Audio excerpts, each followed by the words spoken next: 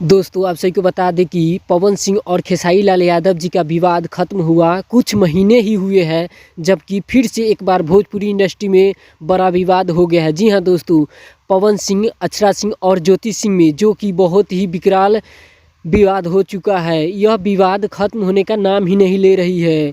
Bhojpuri industry में एक न एक विवाद होते ही रहता है। हालांकि पवन सिंह और अक्षरा सिंह का विवाद 2018 से ही शुरू हुआ था, लेकिन अभी तक यह विवाद खत्म नहीं हुआ है, जारी ही है। भोजपुरी का कोई भी फिल्म इंटरनेशनल लेवल पर क्यों नहीं बन पाता? क्योंकि सारे लोग तब विवाद में ही उलझ जाते हैं।